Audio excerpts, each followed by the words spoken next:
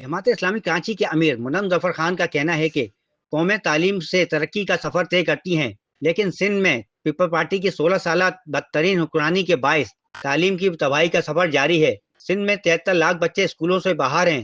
ہم نے ایک سال میں ٹاؤن کے تحت آنے والے 33 اسکولوں کو بحال کیا۔ جن کے والدین کے پاس اتنے پیسے بھی نہیں ہیں کہ اپنے بچوں کے لیے جوتے خرید سکیں، ان کے لیے یونیفارم خرید سکیں۔ الحمدللہ یہ کریڈٹ ہمارے ٹاؤن کو جاتا ہے کہ انہوں نے بچوں کے لیے اس بات کا انتظام کیا، اور آج میں دیکھ رہا ہوں کہ بچوں کے چہروں پر خوشی جو ہے وہ پھیلی ہوئی ہے۔ اساتذہ کا ہاتھ تھامیں گے اور ان زیر تعلیم بچوں کی سرپرستی کریں گے۔ تعلیم کی فراہمی حکومت اور ریاست کی بنیادی ذمہ داری ہے، مگر یہاں لوگوں سے تعلیم اور صحت جیسی بنیادی سہولیات بھی چھین لی گئی ہیں۔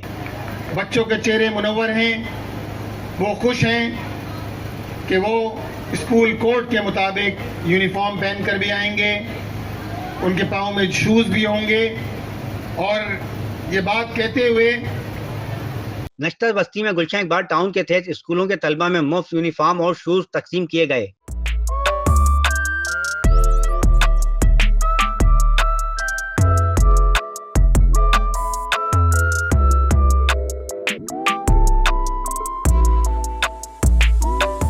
طلبہ و طالبات نے قومی ملی نغمے اور خوبصورت ٹیبلو پیش کیے اور پہلی بار مفت یونیفارم ملنے پر خوشی کا اظہار کیا۔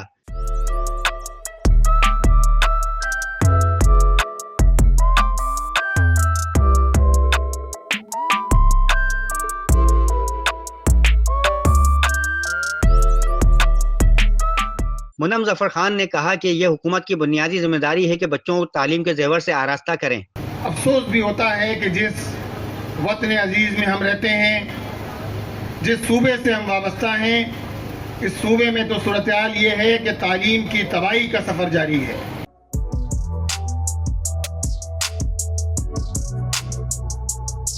اس کو لائک اور سبسکرائب تو بنتا ہے۔ Thank you.